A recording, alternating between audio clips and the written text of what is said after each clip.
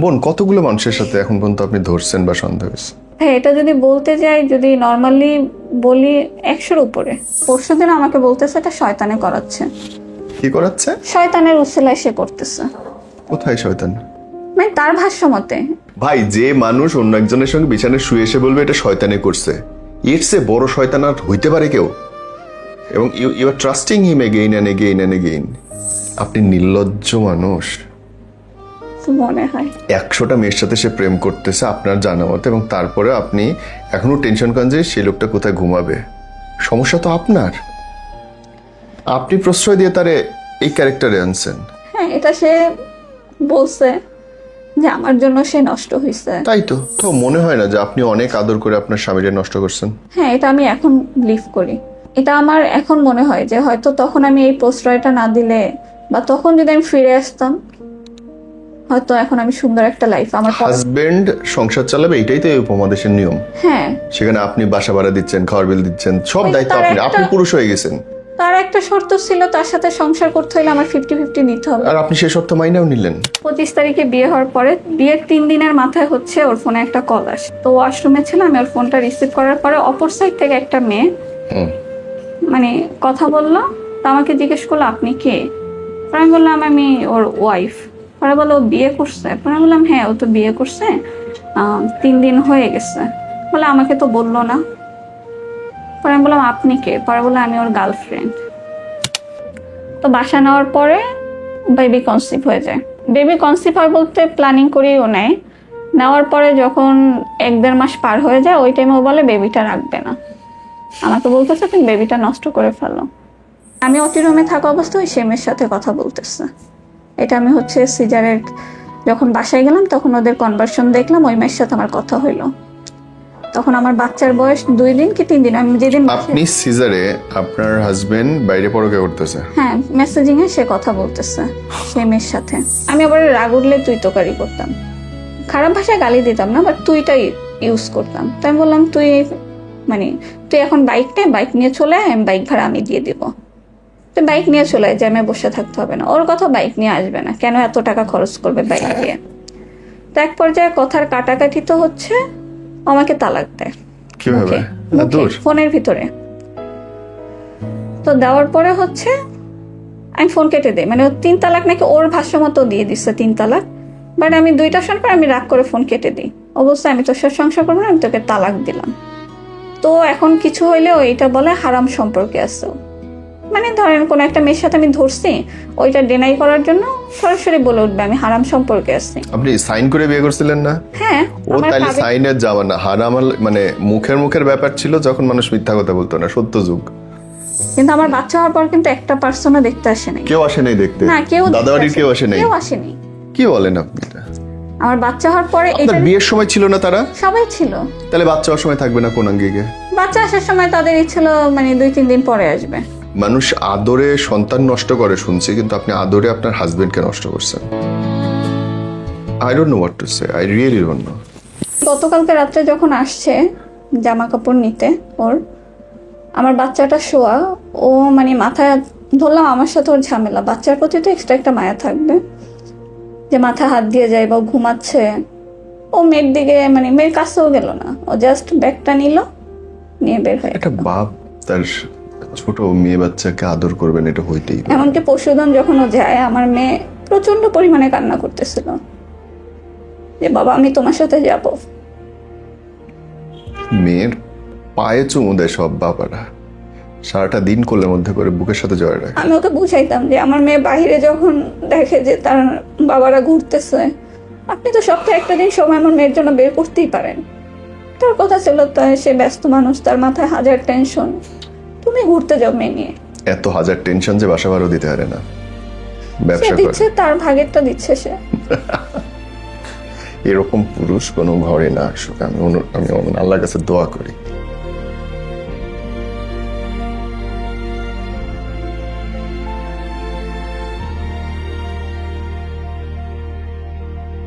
মন, আপনি তো সোশ্যাল মিডিয়ার পরিচিত মানুষ, আপনার লাইফে মানে তার বিহেভিয়ার, মানুষের প্রতি কেয়ার, প্লাস হচ্ছে মানে অনেক কিছু সাইট ছিল যেটা দেখে আমার মনে হয়েছে যে না, একে আমার বিলিভ করা যায়।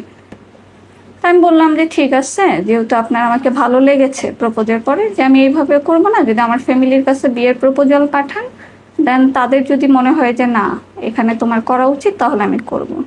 তো সে বললো আচ্ছা আমার কোনো প্রবলেম নেই, আমি তোমার ফ্যামিলিতে হচ্ছে তার রিলেটিভ যারা আছে তাদেরকে দিয়ে কথা বলালো। 2020-এর 25 তারিখে হচ্ছে ডিসেম্বরের আমাদের বিয়ের ডেট ফাইনাল হলো। তো 25 তারিখে বিয়ে হওয়ার পরে বিয়ের 3 দিনের মাথায় হচ্ছে ওর ফোনে একটা কল আসে। তো আমি যেহেতু ওর ওয়াইফ, আমি কলটা রিসিভ করতেই পারি, তো ওয়াশরুমে ছিল, আমি ওর ফোনটা রিসিভ করার পরে অপর সাইড থেকে একটা মেয়ে মানে কথা বললো। তো আমাকে জিজ্ঞেস করলো আপনি কে?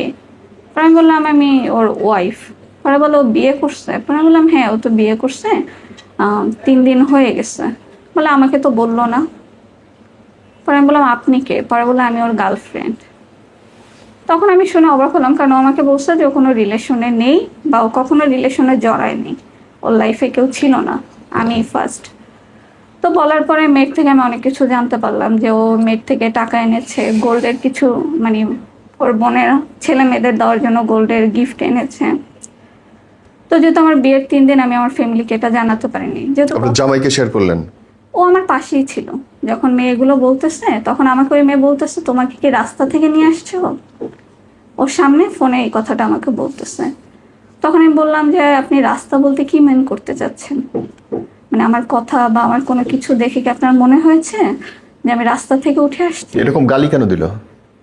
মানে তার ক্ষোভ যে তার সাথে রিলেশন থাকাকালীন সে বিয়ে করছে, এখনো তার সাথে রিলেশন কন্টিনিউ আছে, অথচ সে বিয়ের কথাটা বলেও নেই? না, তাকে বলে নেই। আচ্ছা।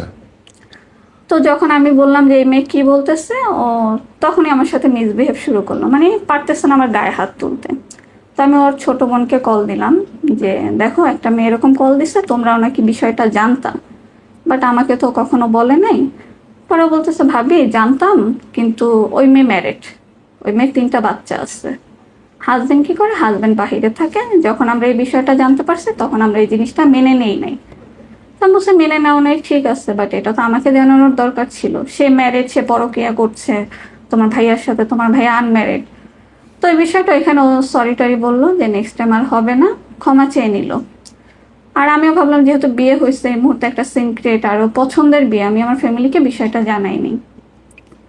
তো না জানানোর পরে হচ্ছে যখন আবার 15 দিনের মাথায়, মানে 15 দিন আমি ওর ফোন টোন কিছু না, 15 দিনের মাথায় আবার বাসায় আসলো, মানে কাবিলের পর আমি আমার বাসাতে। যখন ও আমার মানে বিয়ের পর এটা নিয়ে আপনি খুব নাড়াচাড়া করেন নাই? না, যেহেতু 3 দিন বিয়ের আগে আমার কথা ছিল, বিয়ের আগে যা করছে করছে শেষ, বিয়ের আগে পাস থাকতেই পারে, লজিক্যাল। জি হ্যাঁ। তো 15 দিনের মাথায় হচ্ছে আবার ধরলাম কিভাবে ও হচ্ছে, মানে আমার এক মামা, এক মহিলা হচ্ছে বিপদে পড়ছে। তো আমাকে বললো যেহেতু তুমি মিরপুরে থাকো, আমি ওই মহিলার জন্য হচ্ছে কিছু দুধ আর বাচ্চার মানে ওনার বাজারের খরচটা আমি দিচ্ছি, তোমরা একটু কষ্ট করে ওনাকে পৌঁছে দাও। তো আমি ওকে আমার সাথে নিয়ে গেলাম। যাওয়ার পরে সেই মহিলাকে দিলাম, ও করলো কি কন্ট্যাক্ট নাম্বার আনলো, কি বলে আমার সামনে কন্ট্যাক্ট নাম্বারটা নিচ্ছে, যে আমি আপনাকে হেল্প করতে চাই, যেহেতু আপনার হাজবেন্ড মারা গেছে বা আপনার একটা ছোট বাচ্চা আছে, আমি আপনাকে হেল্প করব। তো ওনার নাম্বার নিয়ে আসলো, আনার পরে হচ্ছে ওনাকে কন্টিনিউ বিরক্ত করতে লাগলো, মানে কন্টিনিউ আমি আপনার বাচ্চার দায়িত্ব নিব, আপনাকে আমার ভালো লাগছে। তো যখন ওই মেয়েটা সহ্য করতে না পারলো, তখন সে হচ্ছে আমার ওই মামাকে মেসেজ দিল যে ভাইয়া আপনি যাদের পাঠাইছিলেন তার সাথে একটা ছেলে আসছে, সে কি হয়, আইডির স্ক্রিনশটগুলো দিয়ে আমার মামাকে পাঠাইছে। তো সে বললো যে এটা তো আমার ভাগ্নির হাজবেন্ড হয়। পরে যখন মেসেজগুলো পাঠিয়েছে কোরবানির ঈদের আগের দিন, ওকে আমি বললাম যে যেহেতু আমাদের লাইফে ফার্স্ট ঈদ বিয়ের পরে, তো আপনি আমার সাথে কাটান। তার অনেক অজুহাত, না সে পারবে না, সে ম্যাচে থাকে, মানে অনেক এক্সকিউজ দেওয়ার পরে জানতে পারলাম সে তার সাথে দেখা করতে যাবে। এখন এতটাই বোকা মাইন্ডে ছিলাম যে মানে ও যা বলতো আমি ওইটা বিলিভ করে নিতাম, মানে মনে মনে ভাবতাম যে হয়তো কোনো গরমিল আছে, কিন্তু ওর কথাটাকে মানে প্রাধান্য। আমাকে বলেন তো বোন, একটা বউ জামাই প্রথম ঈদ একসাথে করবে না কোন লজিকে? যে লজিকে একটা বউ মাইনে নিতে পারে? তার কথা, সে জামা কাপড় ওখানে, আমি সকালে আসবো, মানে সে তো রাত্রে কথা বলতো, তখনও সেটা জানতাম না। তো সে ম্যাক্সিমাম টাইমে মানে বিশেষ যে দিনগুলো সে ওই দিনগুলোতে থাকতে চাইতো না। তো পরবর্তীতে ঈদের দিন সকালে যখন এই মেসেজটা আমার কাছে আসে, আমি আমার কাছে গ্রহণযোগ্য হয়নি আপনার ব্যাপারটা, মনে হলো কিছু একটা ছেড়ে গেলেন। এনিওয়ে আগান। না না, আমি ছেড়ে যাইনি। তো ওকে আমি ঈদের দিন সকালে, মানে আমি অনেক ঝগড়াঝাটিও করেছি এটা নিয়ে রাস্তায়, বাসায় বসে তেমন কথা বলতাম না, বাট রাস্তায় এই বিষয়ে ঈদের দিন বাসায় আসা নিয়ে সে অনেক ঝগড়াঝাটি করে সে চলে গেছে এখান থেকে, মানে তার জিদ দেখে সে চলে গেছে। তো যাওয়ার এক পর্যায়ে যখন ঈদের দিন সকালে এই বিষয়টা আমার কানে আসে, আমি ওকে হচ্ছে ফোন দিই যে আচ্ছা, যে ওর সাথে কি আপনার কন্টাক্ট হয় ওনার সাথে? পরে বলে না তো। আপনাকে আমি কিছু স্ক্রিনশট পাঠাচ্ছি, আপনি একটু দেখেন। তো দেখানোর পরে বলতেছে এই মেয়ে মিথ্যা বলছে। পরে বলছে আপনার কনভার্সন গুলো কি মিথ্যা ছিল? আমি যেটা নিজের চোখে দেখলাম সেটা মিথ্যে? পরে বলে আচ্ছা ঠিক আছে, ভুল হয়ে গেছে, এই লাস্ট বার তুমি আমাকে চান্স দাও, আমি আর কখনো এই টাইপের কাজ করব না। বিয়ের কতদিনের মধ্যে 2বার আসলো? এটা হচ্ছে আপনার 3 দিনের মাথায় একবার ধরলাম, 15 দিনের মাথায় একবার, আবার কোরবানির ঈদের আগে, মানে লকডাউনের ভিতরে। মানে 3 মাসের মধ্যে 3বার? হ্যাঁ। মাশাআল্লাহ। তো তারপর হচ্ছে যাই হোক গেল, ও আবার ক্ষমা চাইলো, ওর ফ্যামিলিকে জানাইলাম যে আপু আমি আর কত সহ্য করব, মানে যেহেতু বিয়ের পর আমি আমার ফ্যামিলিকেও বিষয়টা জানাইতে পারতেছি না। তখন তারা বললো দেখো, যেহেতু হয়তো তোমরা দূরত্ব বজায় রেখে আছো, তোমরা এখন একসাথে বাসা নাও, বাসা নিয়ে কেন একসাথে বাসা নেন নেয়ার দিন? বিয়ের পরে হচ্ছে ওর কথা ছিল আমি একটু প্রতিষ্ঠিত হই, তারপর আমরা তোমাকে তুলে নিয়ে যাব অনুষ্ঠান করে, এখন জাস্ট কাবিনটা করে রাখি, তারপর তোমাকে অনুষ্ঠান করে আমরা নিয়ে যাব, অনুষ্ঠানের কথা ছিল।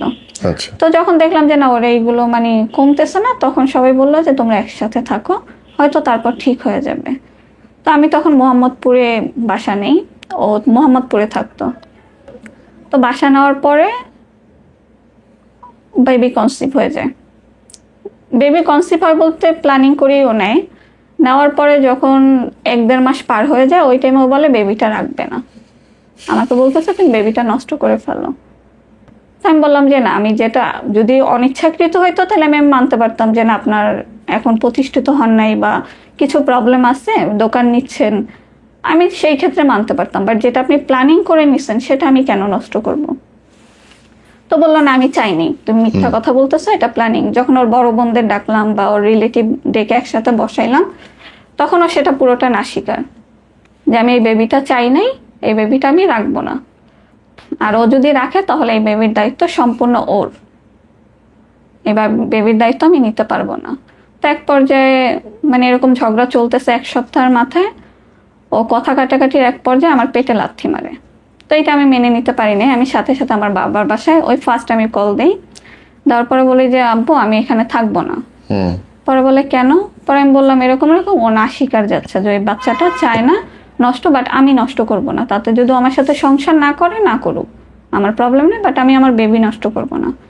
তখন আব্বু বললো আচ্ছা তাহলে এক কাজ করো, তুমি মালামাল রেখে, যেহেতু মালামাল আমার ছিল, যে তুমি ওগুলো রেখে তুমি চলে আসো সিএনজি নিয়ে, পরেরটা পরে দেখতেছি। তো আমি সিএনজি নিয়ে বাবার বাসায় চলে যাই, তারপর হচ্ছে ওর ফ্রেন্ড নিয়ে আমার বাসায় যায়। যাওয়ার পরে আবারও বসার পরে বলে আচ্ছা আমার ভুল হয়ে গেছে আব্বা, আমি আর এই জিনিসটা নেক্সট টাইম হবে না। পরে আব্বু বললো না আমি কোনো ভরসা আর তোমার কাছে আমি মোহাম্মদপুরে মেয়ে পাঠাবো না, তুমি যদি থাকতে হয় তুমি আমার 1 রুম সাবলেট পড়ে আছে, তুমি ওইখানে বাসা নাও, তোমরা 10 টাকা দিয়ে থাকো, কিন্তু আমি আর হাতছাড়া করবো না, বেবি হোক তারপরেরটা তারপরের বিষয়। তো আসলো, আসার পরে হচ্ছে 1-1.5 মাস ভালো, হুট করে মানে ও একটা এজেন্সিতে জব নেয়, তো সেখান থেকে আস্তে আস্তে প্রতিদিন রাত্র 12:30-1টার দিকে বাসায় ঢোকে। তো আশেপাশে মানুষ আমাকে বলতেছিল যে ও গেটে দাঁড়ায় কথা বলে তারপর বাসায় ঢুকে। তো আমার ডাউট হয়েছে, আমিও যখন রাত্রে ঘুমায় পরে আমি ফোন চেক করে দেখি যে আবার একটা রিলেশনে, আমার কাছে স্ক্রিনশটগুলো আছে, যে আবার একটা রিলেশনে, তখন আমার প্রেগনেন্সি, আর ওর কথা ছিল ছোটোখাটো জব করে, 2 জনেরই জব করতে হবে।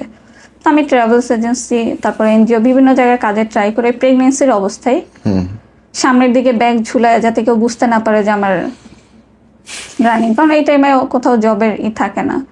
তো নিজের ডক্টর খরচ থেকে শুরু করে নিজেরটা নিজে চালাইলাম, যে হয়তো বাচ্চার মুখ দেখার পরেও ঠিক হয়ে যাবে, যে ধৈর্য ধরি। আর আমার আব্বুর একটাই কথা ছিল যে তার মান সম্মান আছে, যদি মেয়ের ডিভোর্স হয়ে যায় সে আত্মীয় স্বজন বলেন বা কোথাও মুখ দেখাতে পারবে না। তো এইসব ফ্যামিলি টেনশন সবকিছু চিন্তা করে নিজের মধ্যে রেখে দিলাম, নিজের খরচ, ঘর ভাড়াও এমনকি 50% আমি দিতাম, এখন পর্যন্ত রানিং 50 আমার, বাজার খরচ 50 আমার, মানে ওর কন্ডিশনই ছিল যে ওর সাথে যদি আমার থাকতে হয় তাহলে হচ্ছে আমার খরচ প্লাস হচ্ছে যা আসবে 50-50। কে কাকে বিয়ে করছে? ওই কথা বললে বলতো করো না, সংসার করো না, ওর ডাইরেক্ট কথা ছিল সংসার করো না। আপনি বিয়ের সময় টের পান নাই? না, বিয়ের আগে বললাম না, ও নামাজ থেকে শুরু করে মানে ওর যে 7 দিন আমি দেখছি, প্লাস ওর গ্রামের বাড়িতে আমার বাবা মা খোঁজ খবর নিচ্ছে, সবার একটা বক্তব্য ছিল যে ও মাথা নিচু ছাড়া হাঁটে না। অন্য মেয়ে তো দূরের কথা, মানে আশেপাশে যারা রিলেটিভ ছিল। একটা বিয়ে করলেন 3 মাসে 3টা পরকীয়া, তারপরে হচ্ছে আবার সংসার করতে হলো, অর্ধেক তার খরচ কথা দিতে হচ্ছে হবে। এটা Good. পরকীয়া না, মানে তার ভাষ্য মতে এটা পরকীয়া না, এটা সে কি? হচ্ছে এটা শয়তানে করাচ্ছে তাকে দিয়ে, মানে সেইটা কন্টিনিউ পরশুদিন আমাকে বলতেছে এটা শয়তানে করাচ্ছে, কি করাচ্ছে? শয়তানের উসিলায় সে করতেছে, কোথায় শয়তান? মানে তার ভাষ্য মতে। তার সে মোবাইল বলতে- দিয়ে শয়তান করাচ্ছে? সে মানে সে নিজের ইচ্ছায় করে না, শয়তানের ধোকায় পড়ে সে করতেছে। মানে তার ভাষ্য মত হচ্ছে এটা। রক্ষা করো তুমি। তো গেল বাচ্চা, মানে সে কোনো খরচ দিবে না। একটা সময় হচ্ছে আমি মানে 8 মাস জব করার পরে আমি আর পারতেছিলাম না, তো সেই মুহূর্তে আব্বু বললো যে তুমি বাসায় থাকো। আব্বুকে আমি খুলে বলছি বিষয়টা যে আব্বু আমি তো আমার নিজেরটা এখন সিজারের টাইমে এই টাকাটা তো খরচ করা আমার পক্ষে পসিবল না, আর ও দিবে না। তো সিজারের টাইম আসছে, ওরে হসপিটাল বসে ওরে ডাকলো। ওর আমার খালা ছিল যে তুমি কি করতে চাও, এখন তো এত টাকা এখানে লাগবে, 20,000-25,000 মতো, এখন তুমি কি করবা? ও 2,000 টাকা আমার মার হাতে বের করে দিয়ে বললো আমার কাছে এইটা আছে, এর বাহিরে বাচ্চা হইতে গেছেন আপনি? হ্যাঁ, এর বাহিরে নাই।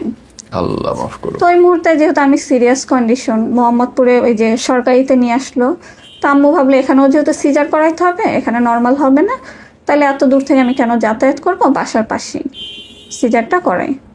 তো তাদের টাকা আমার ফ্যামিলির টাকায় সিজারটা করাইলো। আমি ওটি রুমে, ও হচ্ছে সেই মেয়ের সাথে, আমি ওটি রুমে থাকা অবস্থায় সেই মেয়ের সাথে কথা বলতেছে। এটা আমি হচ্ছে সিজারের যখন বাসায় গেলাম তখন ওদের কনভারসেশন দেখলাম, ওই মেয়ের সাথে আমার কথা হইলো। তখন আমার বাচ্চার বয়স 2 দিন কি 3 দিন, আমি যেদিন আপনি সিজারে আপনার হাজবেন্ড বাইরে পরকীয়া করতেছে? হ্যাঁ, মেসেজিং এ সে কথা বলতেছে সেই মেয়ের সাথে। মহান উনি। তো কথা বলতেছে, পরে বাচ্চা নাকি দিছে। এই পরের ঘটনাটা আমি জানি না, আমার আম্মু আমাকে যতটুকু বলছে যে বাচ্চা হাতে দিছে, ও যে মানে যে হাতে দেয় তার হাতে যে কিছু খুশি হয়ে দিতে হয় সেই টাকাটা ওর কাছে ও বের করে নাই। আম্মু 200 টাকা বের করে তার হাতে দিয়ে বাচ্চা নিচ্ছে। তো নেওয়ার পরে একে তো হচ্ছে সিজার হয়েছে, তার ভিতরে সিজার পরের দিন যখন আমাকে বেডে দিছে, আমার আম্মু যখন আইসে এগুলো বলতেছে, তো আমার একটা ব্যাড হ্যাবিট কি, মানে ওর সাথে আমার যত ঝামেলা থাকো, ওর বিষয়ে কেউ কিছু বললে আমি এটা মানতে পারতাম না। আচ্ছা। আমি আম্মুর সাথে অনেক খারাপ বিহেভ করি, যে এখন হয়তো টাকা নাই এর জন্য এরকম কথা করতেছে। শোনাচ্ছে? হ্যাঁ, ও এর জন্য আপনি কথা শোনাবেন, ঠিক আছে আপনি দিছেন, লিখে রাখেন। হ্যাঁ আমি দিয়ে দিব। আমি আম্মুর থেকে সময় নেই যে কয় মাসের মধ্যে দিয়ে দিব, কারণ বিপদে মানুষ পড়তেই পারে। সঠিক। তা আমি আম্মুকে অনেক মানে রুড বিহেভ করে কথাগুলো বলি। তা আম্মু কিছু মনে না করে নিয়ে যায় বাসায়। যখন বাসায় গেলাম 3 দিনের দিন, 4 দিনের দিন হচ্ছে যে মেয়ের সাথেও আমি সিজারে থাকা অবস্থায় কথা হয়েছে, টিকটক আইডিতে ওদের কিছু কমেন্ট আমি দেখতে পাই। তো সেইখান থেকে আমি ওই মেয়েকে মেসেজ দেই। দেওয়ার পরে সে জানায় যে ওদের কথাবার্তা বিয়ে পর্যন্ত আগে গেছে।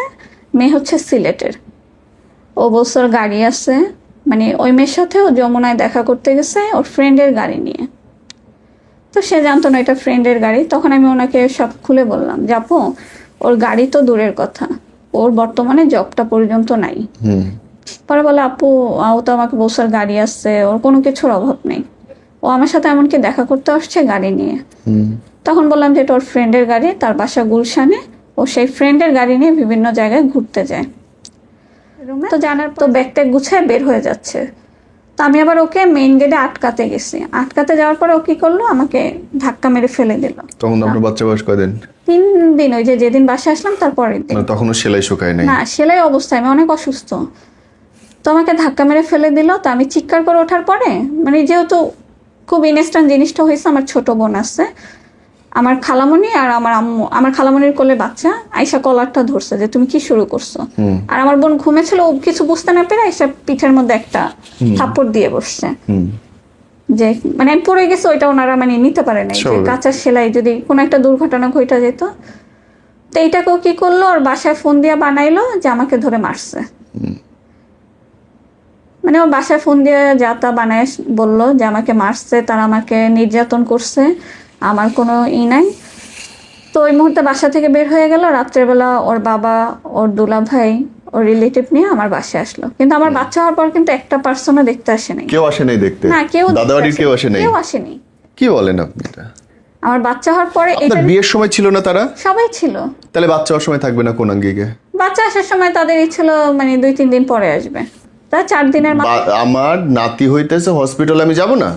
কেউ আসে না। এটা কে আছে দুনিয়ায়? তাদের কথা ছিল যে তারা আসবে 3-4 দিন, তার ভিতরে এই ঘটনাটা ঘটে গেছে। তারা আসছে, ওই বিষয়ে আসছে বিচার করতে আমার, যে কেন তার ছেলের মানে ওর গায়ে হাত তোলা হয়েছে। তো এক পর্যায়ে তারা, তখন আমি প্রমাণ তো রাখতাম না, স্ক্রিনশট জাস্ট ওই মেয়ের প্রমাণটাই আমার কাছে ছিল। আগের যত কিছু হয়েছে ওগুলোর প্রমাণ আমি কিছু রাখিনি। তো যেটা ছিল, তারা আমার কথা না শুনে আমাকে অনেক ব্লেম দেওয়া শুরু করলো। আমার মা ভালো না দেখে আমি ভালো হইনি, মানে অনেক ব্লেম। তো তারা গ্রামে তখন সমাধান হইলো কি, আমার বাবা তো ছাড়াবে না, যেহেতু আরো একটা বাচ্চা হয়ে গেছে। সমাধান হইলো গ্রামে চলে যাব। আপনি? হ্যাঁ, আমাকে ওদের বাড়িতে রেখে দিবে। মানে মেইন কথা তখন ছিল আমি ভালো না, দোষ যত আমার জন্য খারাপ হয়ে যাচ্ছে।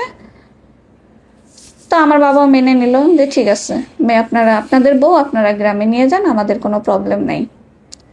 তো সমাধান হওয়ার, ও চলে গেল, মানে হইলো। হওয়ার পরে হচ্ছে ওদের মানে ও ফোন দিয়ে বললো যে না, গ্রামে পাঠাবে না, কিন্তু এইখানেও থাকবে না, ওই এলাকায় আলাদা বাসা নাও। তো আমার সিজারের 29 দিনের মাথায় মানে আমি আলাদা হয়ে গেলাম। ওই এলাকায় হচ্ছে একটা সাবলেট রুমে আমি উঠি। তো কি করলো, যেদিন বাসা চেঞ্জ করলাম, আমার তখনও তো বলতে গেলে আমি অসুস্থ, ও বাসাটা চেঞ্জ করে দিয়ে ও আবার মোহাম্মদপুরে চলে আসে। মানে গুছ গাছ থেকে শুরু করে তুমি করো, মানে ওর মন নাই সংসারে, জাস্ট ফ্যামিলি বিচারে বসাইছে এর জন্য। আমি মোহাম্মদপুরে কোথায় আসলো, কার কাছে?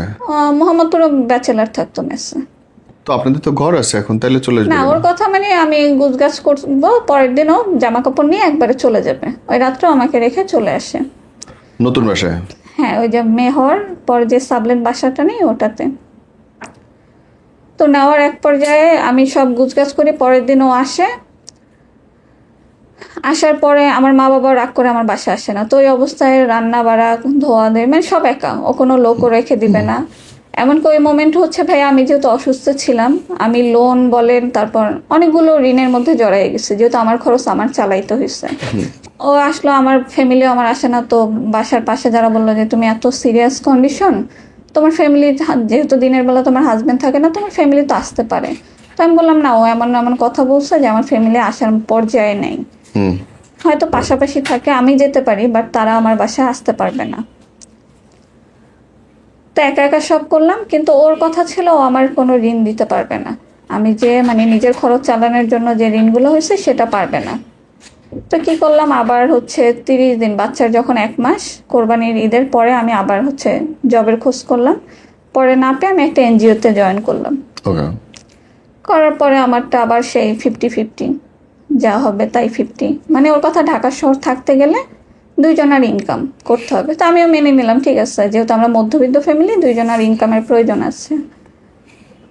তো থাকার পরে এরকম একটার পর একটা মানে ঘুরতেই লাগলো। কিন্তু পরবর্তীতে বাচ্চার যখন 3 মাস, ওই মুহূর্তে আমি এমন একটা মেসেজ, মানে আমি হয়তো আপনাকে দেখাইতে পারবো, এমন একটা মেসেজ আমার চোখে পড়ে, মানে যেটা দেখে, মানে এতদিন যা হয়েছে ঠিক আছে, নর্মাল কথা ছিল, বাট ওই দিন আমি খুব বাজে একটা মেসেজ দেখে ফেলছি। কিরকম? না দেখালে মানে এটা উচ্চারণ করার মতো না। মানে আপনার হাজবেন্ড কাউকে পাঠিয়েছে? হ্যাঁ, শুধু ওরকম একটা না, পরবর্তীতে আমি অনেকগুলো পেয়েছি। এই যে, যখন রাত্র 3টা বাজে উঠে আমি ওর ফোন ধরে এই মেসেজটা পাই, তখন আমার বাচ্চার মাত্র 3 মাস বয়স। তো তখন এটা আমি ওর কাজে মানে দুলা ভাইকে পাঠাই যে ভাইয়া, এতদিন তো আমি প্রুফ রাখতাম না, এর জন্য সম্পূর্ণ দোষ আমার ছিল, এটা কি কোনো মেয়ে মেনে নিতে পারবে? ও মাই গড, ভিডিও সার্ভিস? হ্যাঁ। তো আমি বললাম ভাই, এটা কি কোনো মেয়ের পক্ষে মেনে নেওয়া পসিবল? আমার তো বাচ্চার বয়স 3 মাস, এখন আমি কি করব? তখন তারা ওর বিচার করলো। আমি কখনো ফ্যামিলির দোষ দেবো না, তারা যথেষ্ট ওকে শাসন করার ট্রাই করছে, বাট তার পরিবার? হ্যাঁ, যথেষ্ট শাসন করার ট্রাই করছে। ফার্স্টের দিকে আমাকে ভুল বুঝতো, ভুল বোঝার কারণটা ওই ছিল, ওইখানে যে এক কথা বলতো আমার কাছে ইশারা। বুঝতে পারছি। বোন, আপনি যদি রাগ না করেন, আমি একটা প্রশ্ন করি আপনাকে। জি। এই 2 বছরের গল্প আপনি তার কাছে করলেন, এখন পর্যন্ত 1.5 বছরের গল্প, এই 1.5 বছরে অন্তত 7 জন মেয়ের গল্প আপনি আমাদের শোনালেন। জি। সরি এভাবে করে বলতেছি, সে কি আপনার সঙ্গে শারীরিকভাবে অখুশি ছিল বলে সে এই 7-8-10 জন মেয়ের সাথে মিশে গেল?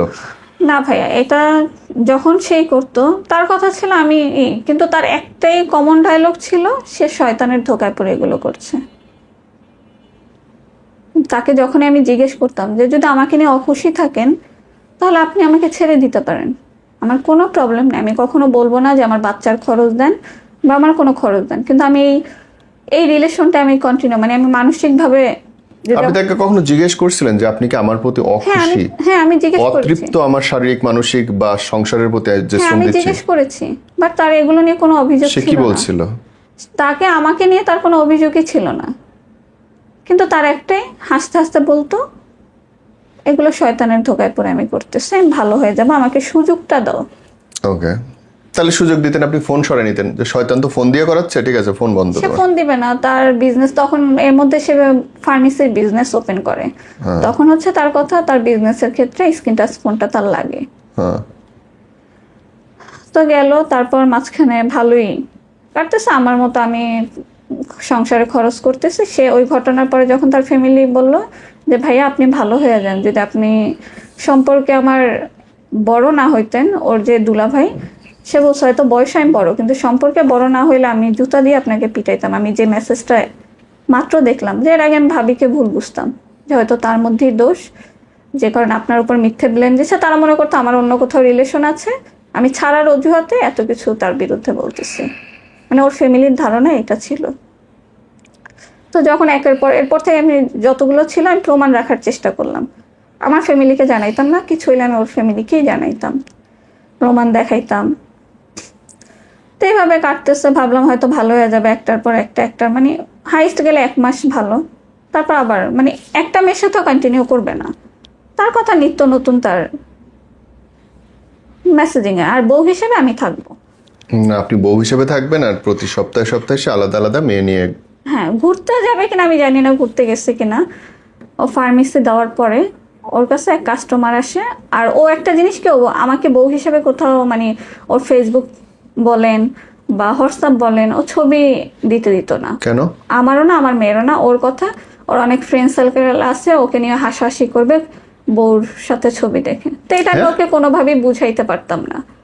ফ্রেন্ড সার্কেল বউ নিয়ে হাসাহাসি করবে কোন সাহসে? ফার্মাসি কেন, আপনি কি অবৈধ ইসে আছেন যে আপনার সাথে হাসাহাসি করবে? তো এই জিনিসটা করতো না। তো ওর ফার্মেসিতে নাকি একটা মেয়ে যায় একই এলাকায়, তো সেইখান থেকে কন্ট্যাক্ট নাম্বার রাখে, রাখার পরে সে মেসে ফোন দিয়ে আমার সাথে কান্নাকাটি শুরু করে, আপু আপনাদের বিয়ে হয়েছে কি রিসেন্টলি?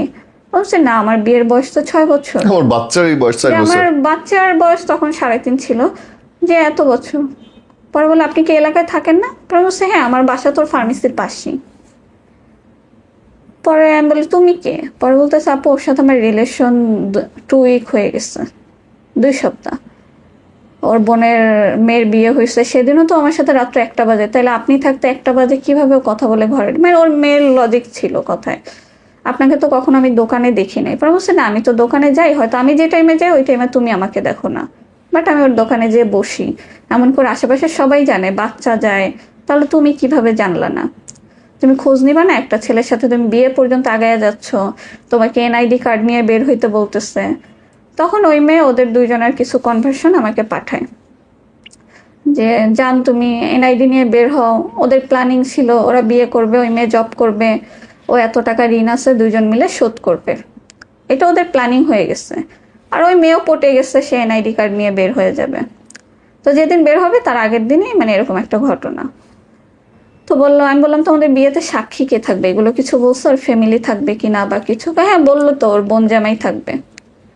তখন আমি ওর বোন জামাইকে কল দিলাম যে ভাইয়া নাকি থাকবে, ভাইয়া নাকি সব। পরে বলছে না আমি তো এই বিষয়ে কোনো কিছুই জানি না।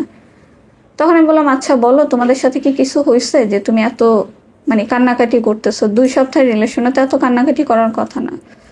তখন ওই মেয়ে আমাকে জানাইলো যে ওর সাথে ওর দেখা হয়েছে, ওদের গেটের সামনে বসে ওর কপালে কিস করছে, ওরা হাত ধরে হাসছে, এমনকি লাস্টে একটা পর্যায়ে বললো যে তারা হোটেলেও গেছে। এটা ও সম্পূর্ণ নাস্বীকার যাচ্ছে, বলতেছে আল্লাহর কসম আমি হ্যাঁ দেখা করছি, সব ঠিক আছে, বাট আমি হোটেলে যাইনি। এটা ওই মেয়ে হয়তো মিথ্যা বলছে। তো মেয়ে আমার বাসার সামনে আসলো, এগুলো ফোনে বলার পর ও আবার বাসার সামনে আসলো, আইসা আমি নিচে নামছি, আমাকে পিছন থেকে ডাক দিচ্ছে যে আপু আপনি কি, পরে বললাম হ্যাঁ। পরে বলে আপু আপনি যদি বলেন আপনার পা ধরে আমি ক্ষমা চেতে পারি, কারণ আমি কারো হক নষ্ট করতে চাই না। আমি জানতাম ও আনম্যারিড। কিন্তু মেয়েটা তো জানতো না হ্যাঁ আপনার- মেয়েটা ধার্মিক। ও আমাকে বলতেছে আপু আমার যদি বলেন না, যে মেয়েটা ধার্মিক এটা বলার দরকার নাই। যে সে বলতেছে যে আপু আমি আপনার হক নষ্ট করতে চাইনি, কেউ ধার্মিক হলে অবৈধ শারীরিক সম্পর্কে যায় মানে এটা ওর কথা, বাট এই দিক থেকে ও নাস্বীকার যাচ্ছে যে ও করে নাই। তো আমি কি করলাম, যেহেতু ঘর ভাড়া সবকিছু আমি দিই, আমি ওকে বাসা থেকে বের করে দিচ্ছি যে আমি আর এই সম্পর্কটা কন্টিনিউ করবো না।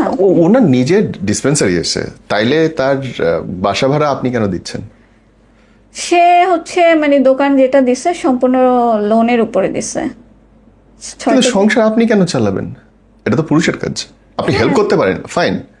বাট ওর এটা মানে একটাই হয়ে গেছিল, আর আমিও মানে তখন মাথায় এত কিছু ঢুকে না। আর এর আগে 3 বছর আগে একটা ঘটনা হয়, মাঝখানে ওইটা স্কিপ হয়ে গেছে। বনানীতে ওর সাথে মানে ও তখন মোহাম্মদপুরে ব্যাচেলার থাকে, ওর সাথে আমার যাওয়ার মানে দেখা করার কথা বনানীতে একটা কাজের ক্ষেত্রে। তো আসতে লেট হইতেছিল, এর মধ্যে এক কল দিয়ে বললো ওরা ওই মেয়ের হাতের একটা পিকচার পাঠাইলো যে আমরা ফার্ম গেট আছি আপু, ও আমার সাথে। তো আমি ওকে ফোন দিলাম যে কোথায় আসছেন, ও বললো আমি ফার্ম গেটে আসছি। এটা বলছে ফার্ম গেট, জ্যামে পড়ে আসছি। তো এক পর্যায়ে এটা নিয়ে আমি বলছি তুই, আমি আবার রাগ উঠলে তুই তোকারি করতাম, খারাপ ভাষায় গালি দিতাম না, বাট তুইটাই ইউজ করতাম। তো আমি বললাম তুই মানে তুই এখন বাইক নে, বাইক নিয়ে চলে আয়, আমি বাইক ভাড়া আমি দিয়ে দিব। তুই বাইক নিয়ে চলে আয়, জ্যামে বসে থাকতে হবে না। ওর কথা বাইক নিয়ে আসবে না, কেন এত টাকা খরচ করবে বাইক দিয়ে। তো এক পর্যায়ে কথার কাটাকাটি তো হচ্ছে, ও আমাকে তালাক দেয় কিভাবে? দূর। ফোনের ভিতরে। তো দেওয়ার পরে হচ্ছে আমি ফোন কেটে দিই, মানে ও 3 তালাক নাকি ওর ভাষ্য মতো দিয়ে দিচ্ছে 3 তালাক, বাট আমি 2টা শোনার পর আমি রাগ করে ফোন কেটে দিই। অবশ্যই আমি তোর সাথে সংসার করবো না, আমি তোকে তালাক দিলাম। তো এখন কিছু হইলেও এইটা বলে হারাম সম্পর্কে আছে। মানে ধরেন কোনো একটা মেয়ের সাথে আমি ধরছি, ওইটা ডেনাই করার জন্য সরাসরি বলে উঠবে আমি হারাম সম্পর্কে আছি। আপনি সাইন করে বিয়ে করছিলেন না? হ্যাঁ ও আমার তাইলে কাবিল- সাইনের যাওয়া না, হারাম মানে মুখের ব্যাপার ছিল যখন মানুষ মিথ্যা কথা বলতো না, সত্য যুগ। এখন তখন- কাগজের জোয়ান। তখন হচ্ছে আমাকে, কিন্তু এটা এখন মানতে নারাজ। তো এই যে 3-4 দিন আগে ওকে আবার রাত্র 3টা বাজে আমি আর একটা মেয়ের সাথে কথা বলতে দেখি। বাহ। এই যে ফোন, সরি, আমি তো দুঃখ নিয়ে হাসতেছি। How many girls? মানে আমি ওর মায়ে এতটা, মানে আমার ফ্যামিলি আমাকে বোঝানোর চেষ্টা করছে, ওর যে ফ্রেন্ড সার্কেল ছিল তারা আমাকে বোঝানোর চেষ্টা করছে, আমাকে এমনভাবে বলছে যে ভাবি ভুল ট্রেনে উঠে পড়লে আপনি ফার্স্টের দিকেই নেমে যান, এটা যত পিছনে যাবেন তত ফিরতে আপনার কষ্ট হবে। বোন, কতগুলো মানুষের সাথে এখন পর্যন্ত আপনি ধরছেন বা সন্দেহ হয়েছে? হ্যাঁ এটা যদি বলতে যাই, যদি নর্মালি বলি 100-র উপরে, মানে এই 6 ইয়ার্সে ওর সাথে আমার কখনো মানে আমি যে চালাচ্ছি এটা নিয়ে ওর ফ্যামিলিও বলতে পারবে না যে কখনো এটা নিয়ে আমি তাদের কাছে বিচার দিচ্ছি, ও কেন আমাকে এই জিনিসটা কিনে দিল না, এটা নিয়ে কখনো। 6 বছরে 100 মেয়ের সাথে আপনার হাজবেন্ড? আমি ওর সাথে আমার মেইন ঝামেলাই হচ্ছে এই মেইলি বিষয়গুলো। মেইলি বিষয় একটা 10টা, মানে 10টাও থাকতে পারে, 100? এই যে মানে যতগুলো মানে যতবার আমাদের ঝামেলা হয়েছে বা বলেন যতবারই হয়েছে, এই একটাই বিষয়, সেটা হচ্ছে আমি নিজের আর আমার একটা স্বভাবকে আমি কারো মানে শোনা কথায় কান দিব না, নিজে আমি দেখে? নিজে দেখবো। সেটা আমাকে অনেকে বলছে, আমি বলছি না হয়তো কাস্টমারের সাথেও কথা বলতে পারে।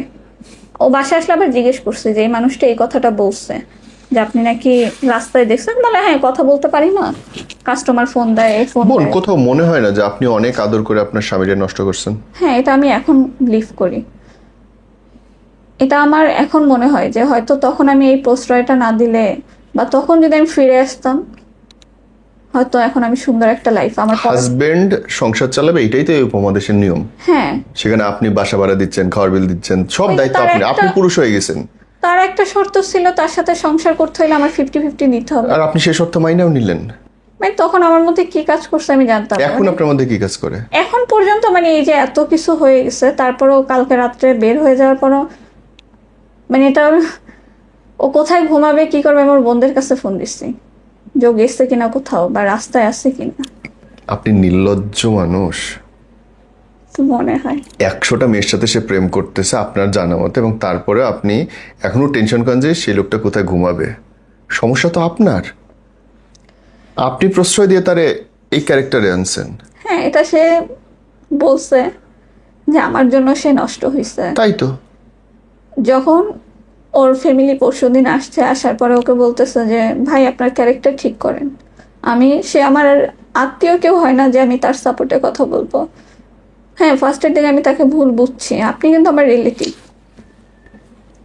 কিন্তু আপনি ক্যারেক্টার ঠিক করলেই কিন্তু এই সংসারটা সুন্দর। আপনার একটা মেয়ে আছে। আমাকে যদি প্রত্যেক দিন প্রশ্রয় দেওয়া হয়, আমি আরেকটা মেয়ের সাথে শুয়ে আসতেছি, প্রেম করতেছে, আমার বউ একটু গালি দিচ্ছে, তারপর ঠিক হয়ে যাচ্ছে, কেন করবে না? সব পুরুষই করবে। তার কথা, সে তো কারোর সাথে শুইতে যাচ্ছে না। ও রিয়েলি? মানে সে এটা আমাকে বুঝাইতো। কিন্তু আপনি নিজের কানে শুনলেন, মেয়েটা নিজে আপনারে বললো। হ্যাঁ, মেয়েটা বলছে, প্লাস আমি তাইলে? একটা মেসেজ আপনাকে দেখাই। দেখ, আমি তো নিজের চোখে দেখলাম। তো সেটা সে কিছু বলার নেই বল। তারপর সে এক্সকিউজ কি দিল, আমার দোষ কি? সে হারাম সম্পর্ক আছে, সে উন্নতি করতে পারছে না। কি করতে হচ্ছে না? উন্নতি করতে পারছে না আমাকে দিয়ে। ভাই, যে মানুষ অন্য একজনের সঙ্গে বিছানায় শুয়ে এসে বলবে এটা শয়তানি করছে, এর চেয়ে বড় শয়তান আর হইতে পারে কেউ? এবং you are trusting him again and again and again. সে লাস্ট মোমেন্ট হচ্ছে, মানে সম্পূর্ণ দোষ আমার। আপনার কি দোষ? আমার দোষ হচ্ছে, মানে সে যে এক্সকিউজ দিচ্ছে এটা এক্সকিউজের মধ্যে পড়ে না। আমি কি? মনে করি সে যদি আমাকে বলে অড্রব ঝাড়তে হবে না, আমি সেটা কেন ঝাড়লাম? এটা তার এক্সকিউজ ছিল। তার বাড়িতে কোনো কিছু প্রয়োজন পড়লে সেটা আমি কেন তার কাছে ঘ্যান ঘ্যান করব? তার প্রয়োজন মনে হবে তার ফ্যামিলিকে সে দিবে, সেটা আমি বলতে পারবো না। আপনার হাজবেন্ডের মা বাবা, মানে আপনার শ্বশুর শাশুড়িকে আপনি দেখবেন, এইটা নিয়ে আপনার হাজবেন্ডের অভিযোগ? হ্যাঁ, আমি কেন তার কাছে বলবো? তার মা বাবা, সেটা সে বুঝে নেবে। ভেরি গুড, ভেরি গুড বোন। তারপর হচ্ছে বোন, আমার না আর আগ্রহ নেই, বিশ্বাস করেন। আমি এই পর্যন্ত শুনে আমার মনে হয়েছে মানুষ আদরে সন্তান নষ্ট করে শুনছি, কিন্তু আপনি আদরে আপনার হাজবেন্ডকে নষ্ট করছেন। I don't know what to say, I really don't know. আমি শেষ করতে চাই, শেষের আগে যদি আপনার হাজবেন্ড এই ভিডিওটা